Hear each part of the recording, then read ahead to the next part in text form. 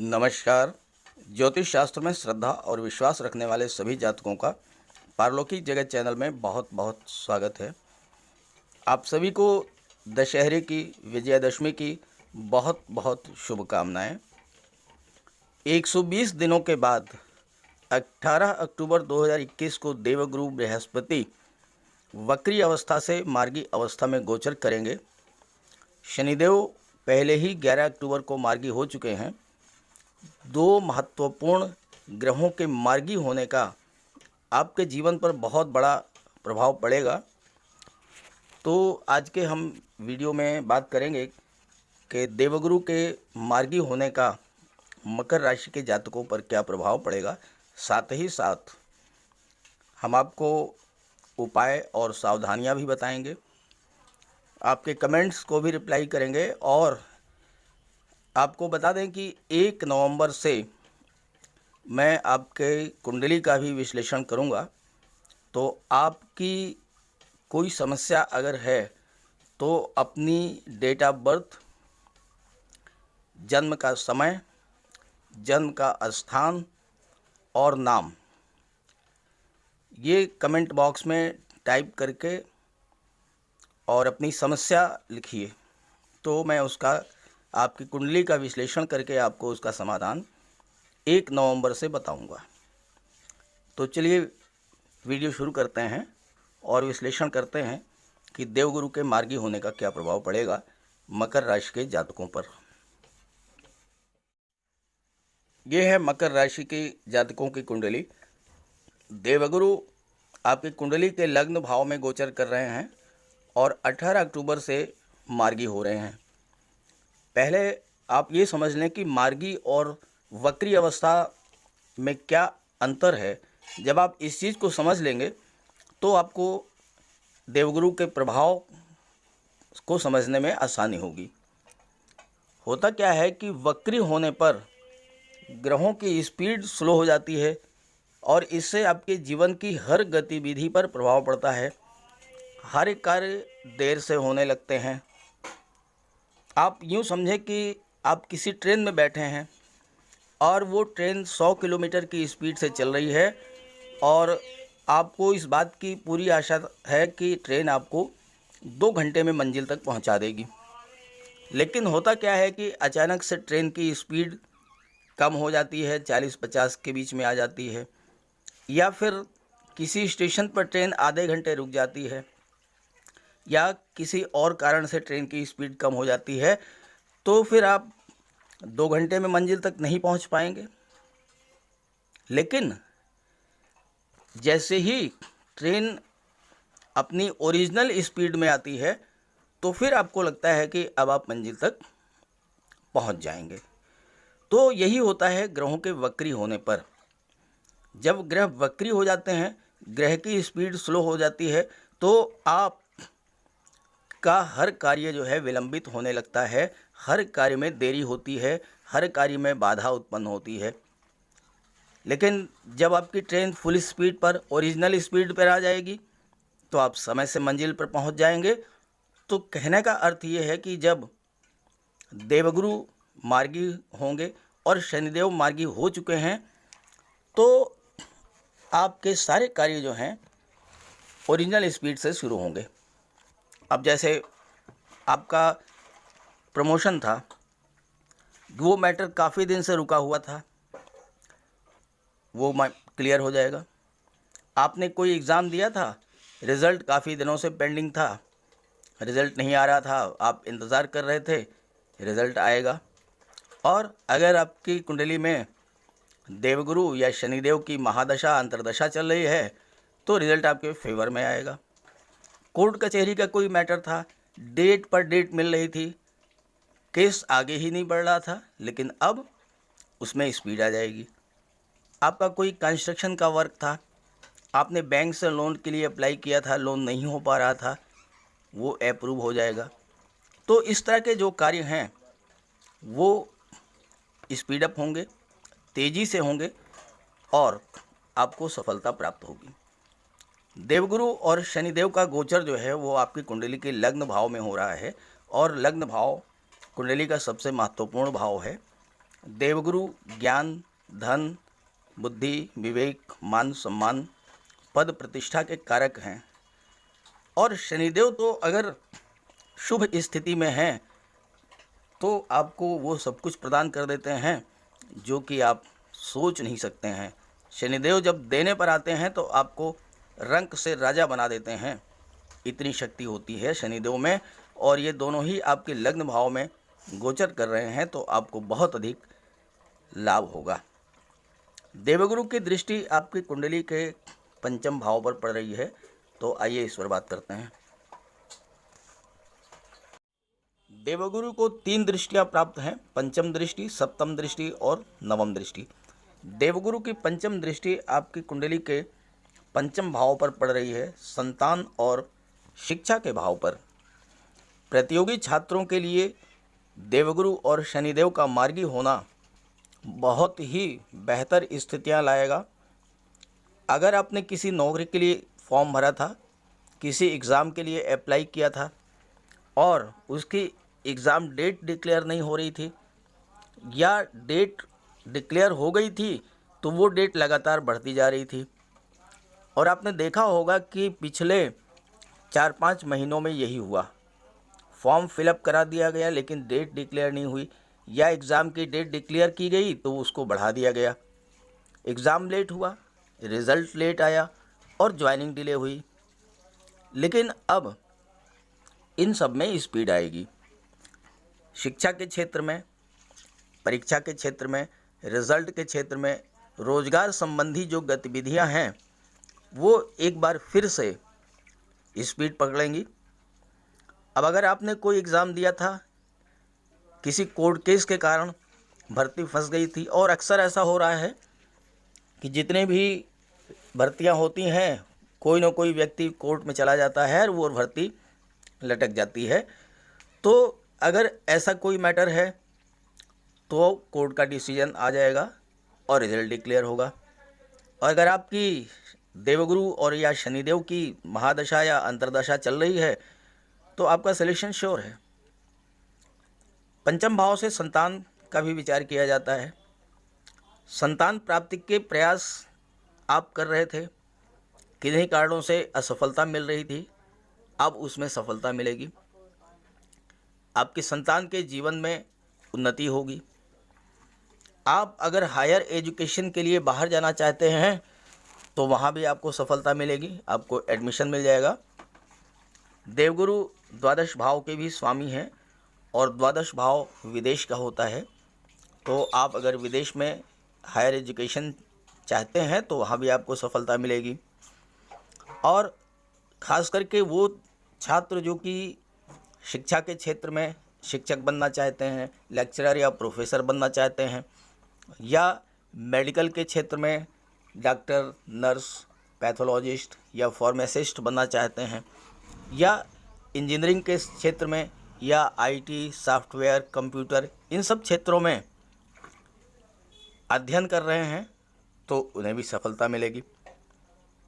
अगर आप बिजनेसमैन हैं और शिक्षा के क्षेत्र में आपकी रुचि है तो आप शिक्षा के क्षेत्र में कोई इंस्टीट्यूट खोल सकते हैं, जैसे कि कोई आप मेडिकल कॉलेज या बीएड कॉलेज या इंजीनियरिंग कॉलेज या फिर मैनेजमेंट कॉलेज।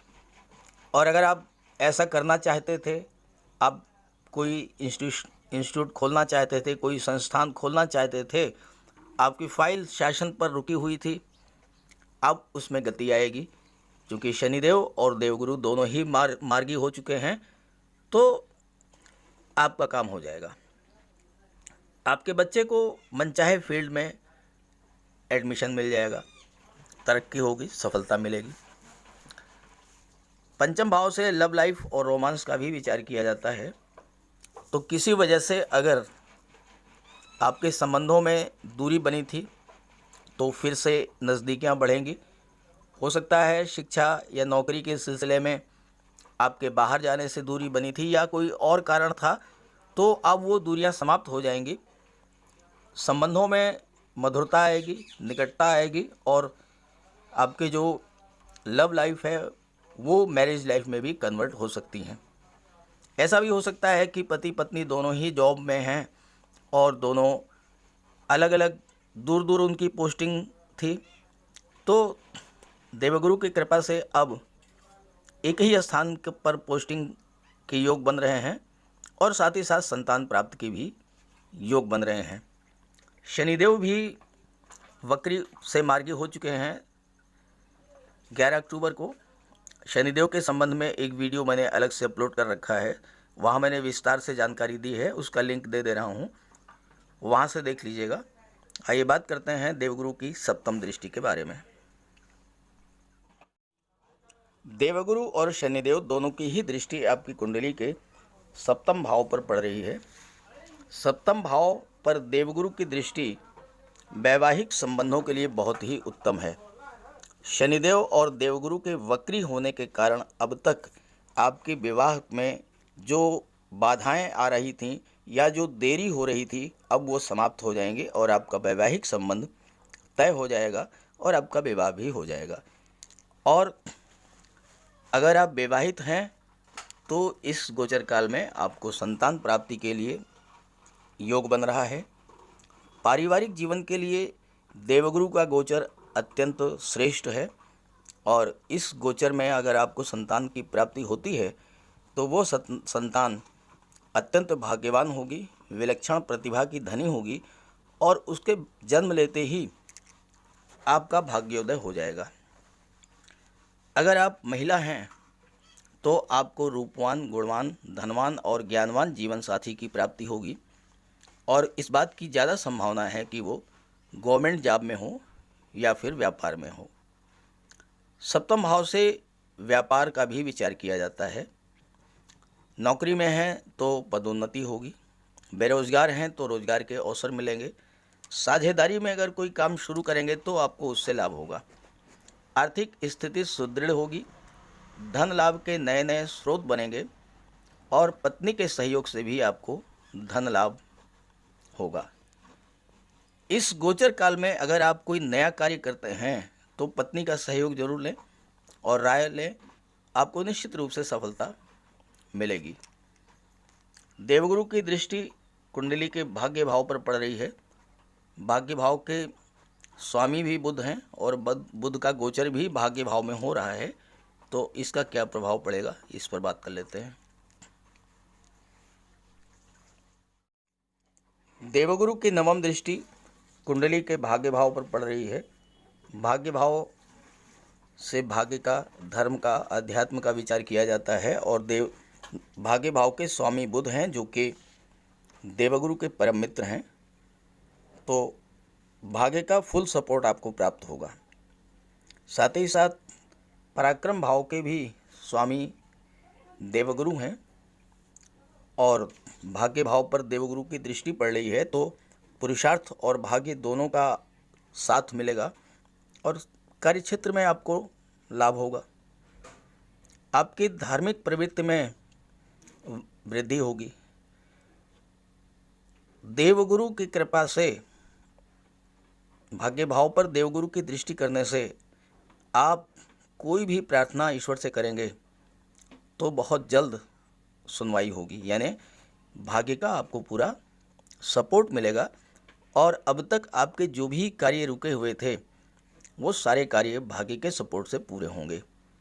आप अपनी शुभ इच्छाओं को पूरा करने में सफल होंगे। साथ ही साथ अगर आप किसी तीर्थ स्थान, देवदर्शन या धार्मिक स्थल में जाने की इच्छा रखते थे तो वो इच्छा भी पूरी होगी। सरकारी पक्ष का भी पूरा सहयोग मिलेगा आपको। आपका कोई कोर्ट कचहरी का विवाद था तो उसमें फैसला आपके पक्ष में आएगा, क्योंकि छठे भाव से कोर्ट कचहरी का विचार किया जाता है और छठे भाव के स्वामी जो हैं बुध हैं और बुध स्वराशि में हैं, अत्यंत बलवान हैं, तो आपको लाभ होगा, सफलता मिलेगी। सरकारी कर्मचारियों या अधिकारियों से कोई काम था तो वो आपका काम बनेगा। आपके बच्चे का कोई इंटरव्यू था, कोई बिजनेस डील थी, कोई स्कॉलरशिप का मैटर था या कोई नौकरी से संबंधित रिजल्ट था, वो आपके पक्ष में आएगा। अगर आप खुद नौकरी में हैं तो आपका प्रमोशन होगा, वेतन वृद्धि होगी, अच्छी जगह पर तैनाती होगी, ये सभी लाभ आपको मिलेगा। बस आपको करना ये है कि आप माता पिता, गुरु, वृद्धों का सम्मान करें, उनकी सेवा करें, उनका आशीर्वाद प्राप्त करें। अगर हो सके तो अनाथालय, वृद्धाश्रम या गरीबों की मदद जितना आप कर सकेंगे उतना ही आपको लाभ होगा। भाई बहनों और ससुराल पक्ष से भी आपको पूरा सहयोग मिलेगा। अब अगर मैंने धन के बारे में कुछ नहीं बताया तो वीडियो अधूरा रह जाएगा।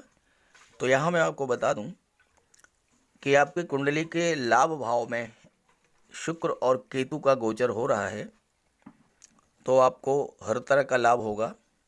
धन का लाभ, शिक्षा का लाभ, संतान का लाभ, मान सम्मान और पद प्रतिष्ठा, इन सब का लाभ होगा।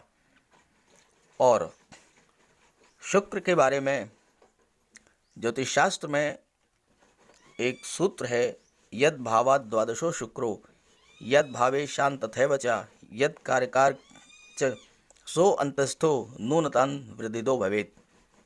यानी शुक्र जिस भाव से 12वें में होते हैं, तो शुक्र यहाँ द्वादश भाव से 12वें में है, तो द्वादश भाव को भी शुक्र प्रभावित कर देंगे। और शुक्र द्वादश भाव में अति विशिष्ट कारक होते हैं, यानी कि द्वादश भाव के प्रभाव को बहुत अधिक बढ़ा देते हैं। और द्वादश भाव विदेश का होता है, तो विदेशों से आपको लाभ होगा, धन प्राप्ति होगी। साथ ही साथ एक्सपोर्ट इंपोर्ट का अगर आपका बिजनेस है तो वहाँ भी आपको सफलता प्राप्त होगी। और द्वादश भाव जो है खर्चों का है, तो शुक्र खर्च भी कराएंगे, लेकिन वो जो खर्च होगा वो आपके घर के लिए उपयोगी सामान खरीदने में होगा। क्योंकि शुक्र धन, वैभव, ऐश्वर्य और सुखों के कारक हैं, तो वो सारी चीज़ें आप खरीद सकते हैं जो कि आपके सुखों में वृद्धि करें। और धन भाव के स्वामी शनिदेव हैं। अभी तक वक्री होने के कारण धन संचय में दिक्कत आ रही थी, पैसा आ तो रहा था लेकिन बच नहीं रहा था, बचत नहीं हो रही थी, सेविंग नहीं हो रही थी। तो चूंकि शनिदेव भी मार्गी हो चुके हैं और आपके लग्न के स्वामी हैं, शुक्र आपको इनकम में वृद्धि करेंगे, आपको धन दिलाएंगे। और शनिदेव की कृपा से आपको जो धन मिलेगा उसकी बचत होगी, इन्वेस्टमेंट होगा, उसका आप निवेश कर सकते हैं कहीं भी, गोल्ड में, शेयर मार्केट में, ज़मीन जायदाद या प्रॉपर्टी में आप उसका निवेश करेंगे और आपकी बचत होगी। तो ये समय बहुत ही बेहतर है।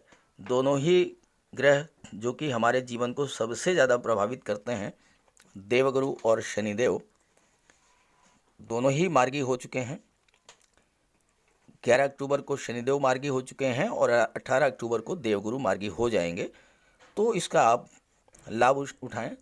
शनिदेव आपकी 7.5 भी चल रही है और 7.5 में शनिदेव बहुत अधिक परिश्रम कराते हैं, तो परिश्रम से मत घबराइए, मेहनत कीजिए अच्छे से और आपको शानदार रिजल्ट मिलेगा।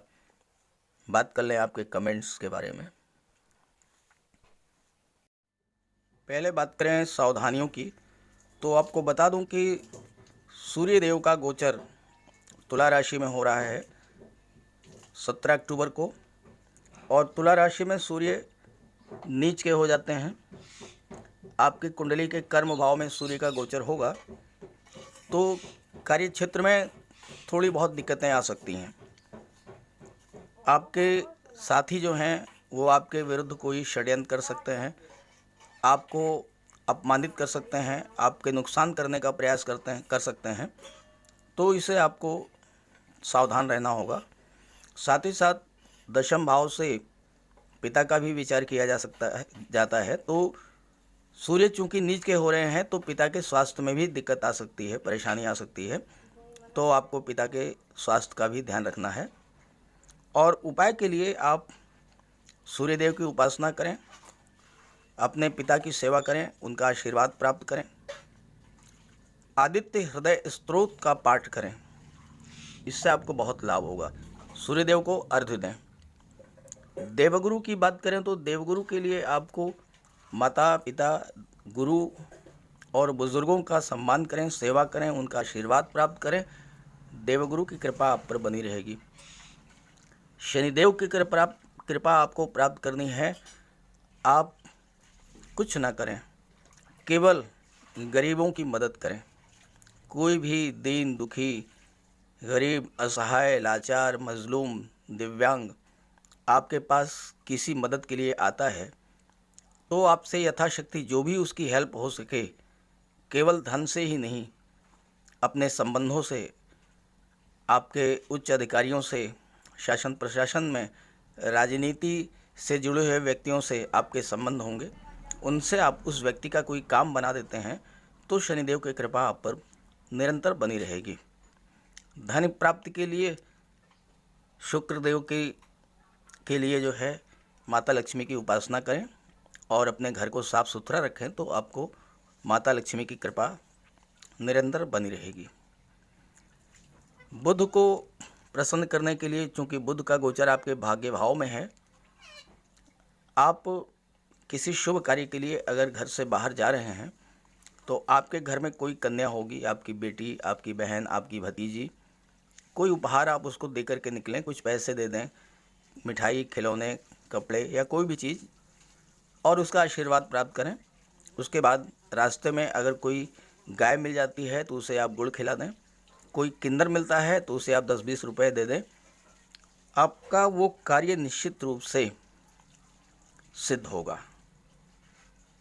बात करें कमेंट्स की तो ज़्यादातर कमेंट्स आपके यही आ रहे हैं कि योग तो बन रहा है लेकिन उसका लाभ नहीं मिल रहा है।